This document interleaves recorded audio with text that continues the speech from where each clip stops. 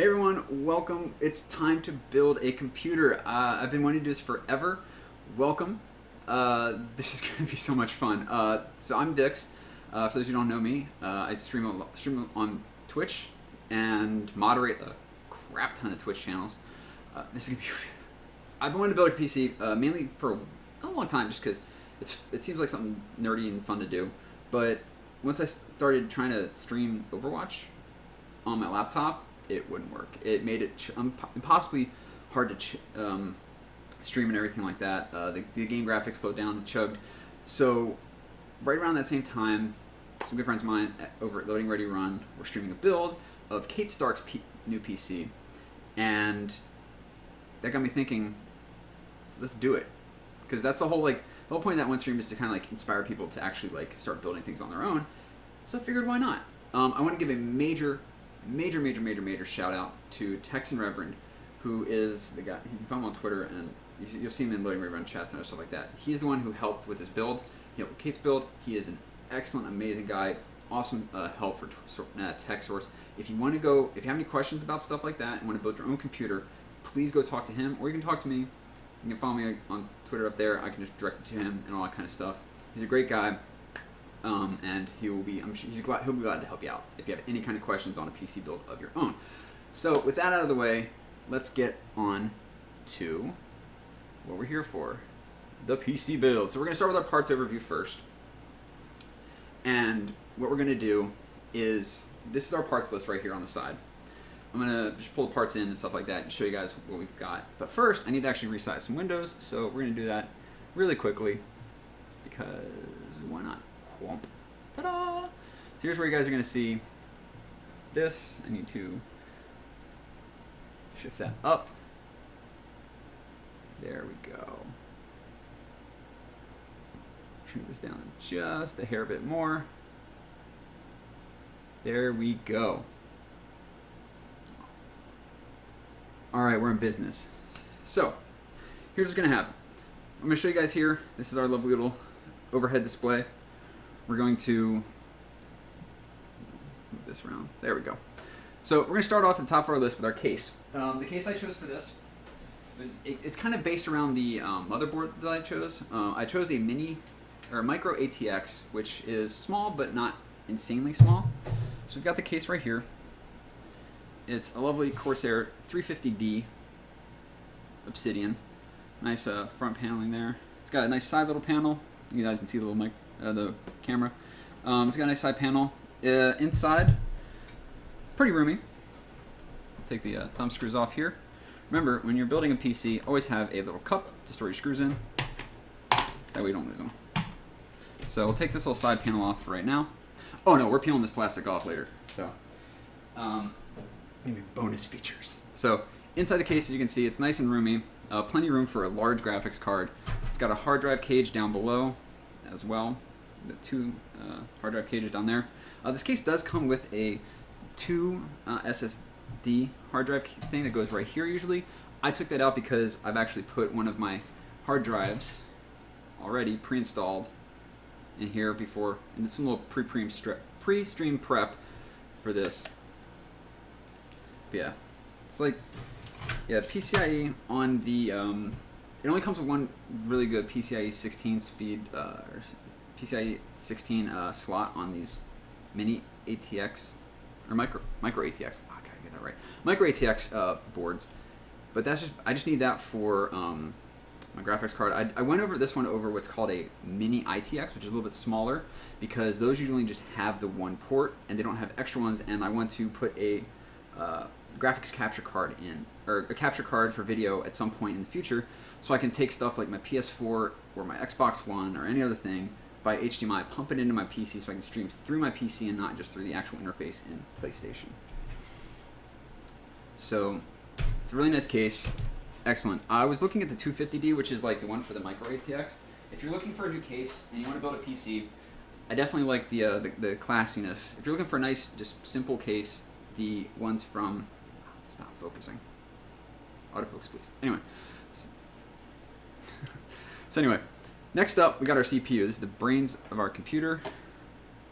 Meanwhile, our camera is freaking out like crazy. So this is the Core i7. It's unlocked, which is denoted by the 6700, the K in the moniker of the chip name. This means that I can unlock it to overclock it. It's going to be really nice. It does. So most times when you get these things, they might actually come in a bigger box, but those are ones that come with a fan. Because it's the K overclock one, they don't give you a fan because they expect you're going to put your own fan on there. Speaking of fans and coolers, this is back over here. Let me grab our next one, which is the CRYORIG H7. It's a really nice PC cooler fan. It's rather big. So this is it. It's nice and neat. It comes with a bunch of things. It comes with the backplate that you need to put on there. And then it comes with, where is it? Here it is. The lovely high density cryo paste that'll go on the processor itself. And it comes with an additional clip. So what do you want to do if you eventually want to, it has another like lip here for fans. So you can clip another fan here if I want to. When I overclock it, I can attach another fan to the back of it and have two fans going off of it at the same time, which is not bad. So this has a pulse width modulation fan, which means that it can actually be, the speed of the fan can be controlled. It's not bad. Highly rated fan. I got this one. I was going to get the H5, which is a little bit bigger, but the problem is it's, you know, a little too big and a little too tall for what I actually have here. So it's not bad. It'll be fun. It'll be good thing for what I'm looking at before I go overclocking. I was considering an all-in-one liquid cooler like the ones that Corsair makes, but I decided against that just because space. I don't. The thing with this motherboard, which we're going to show right now, here, it's in its bag still, is that it doesn't have a lot of fan headers, unless I actually have to use extra fan jacks or whatever. So these little things I added on here last night when I was doing a test build with Tex and Reverend. So there we go. All right, so this is the ASRock 170M Pro 4S. The M stands for the MicroATX thing. So you can see we have this. It has the two PCI Express 3.0 slots. This one's going to be for the the graphics card goes. It's got the 4 RAM slots, the processor slot. Comes with, and I like this, 6 USB ports. Always, it's already more ports than my laptop has. Plus the 2 on the front of the case will actually make it nice for 8 USB 3.0 ports. That one goes to the front USB jack in the thing. Yeah, so this will probably be where one of the things. It can also handle, which is nice, the M2 solid state memory cards if you want to have one in there. It looks just like a RAM stick, but it fits in here and it's like a solid state hard drive. So like that other one where I showed you earlier where it looks like a tiny little hard drive, it actually just a stick that goes right in there. I don't have one for this build. I might put one in sometime. I don't know, but to get that, I have to take out the actual graphics card, which is a pain in the butt. It has 6 SATA ports. I can actually have 6 SATA drives, meaning 6 hard drives or 5 hard drives, and something like a disk drive if I wanted to. There's no disk drive in this build currently. So there is, I believe, another USB header. There's a USB 2 header right here, but for the 3.0 header, that's the 3.0. So this will be fun. It has only has 2 case fan things. That's why I had to do this, because I have 4 case fans. We'll go over them. They're the ones right about there on the list. So yeah, so this is nice. It'll be good for what we're looking for. The audio ports is nice because if I want to get better audio at some point, I can. So next up on our list, like I mentioned, the RAM sticks. Which ones we're using here are Corsair Vengeance LPX DDR4 RAM sticks. There's 2, each 8 gigs per, at 240 megahertz. It's not bad. Just, you know, nice RAM. RAM is RAM.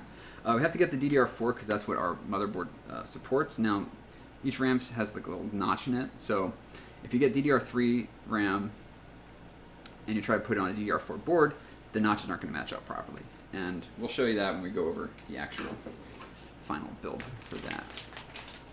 Next on the list, like I said, is the SSD. We already have that installed.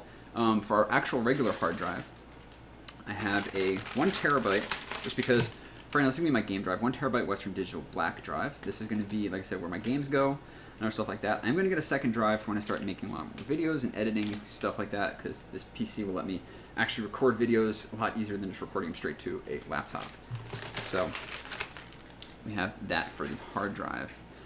Next up is the graphics pusher of this system, the lovely EVGA GeForce GTX 1070 for the Win Edition. I haven't actually taken this out of the bag yet, so this is one of the newest cards on the market. Came out about a month or two ago. The For the Win Edition actually came out, I think, like a month ago. So here's this lovely piece of machinery.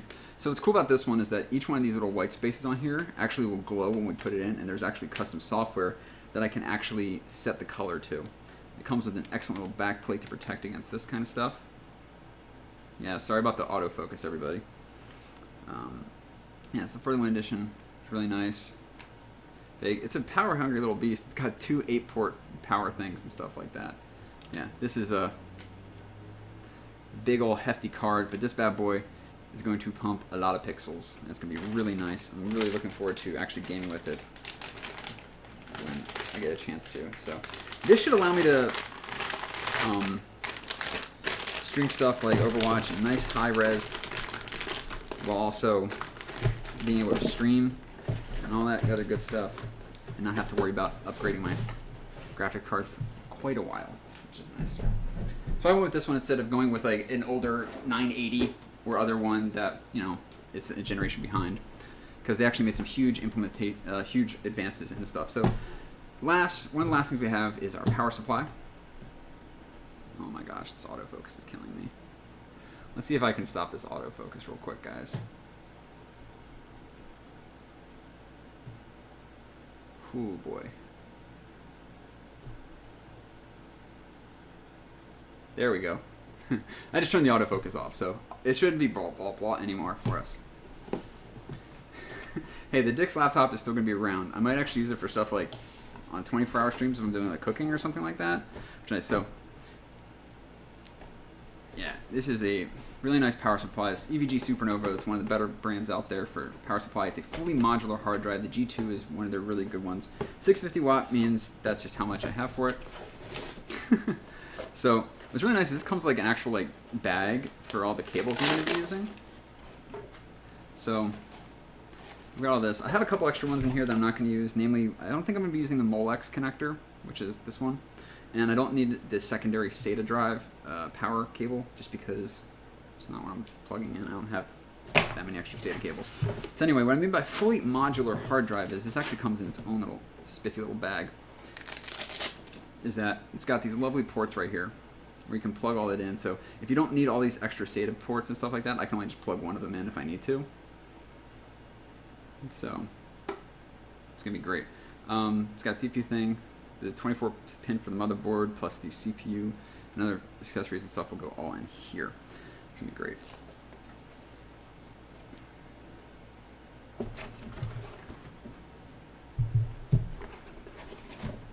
So, whatever. I'll show this off to the side. Whatever. So anyway, we got that there, which is great. And last but not least, it says down there the case fans. Oh, actually, so I've got my OS. So it's Windows 10 Pro N, which the N is the European version. Basically, it doesn't come with Windows Media Player bundled in, because whoever uses Windows Media Player anyway. I know I don't. So it's on this lovely little 32 gigabyte Samsung thumb drive, because like I said, there's no disk drive in this build. And the last thing we have is our Corsair case fan. And this is the the Corsair AF120, which stands for Airflow. It's an LED fan. I went with blue. I like blue. Blue, blue, blue, blue, blue, all around. The SP ones are for static pressure. The ones in the front of the case, I can actually show you that. Once we get to the case build, I can just pop the front panel open for a minute or so. But that's just because the static pressure ones are good for areas with constricted airflow, which the front of the case is. It has very slim ports for the air to come through.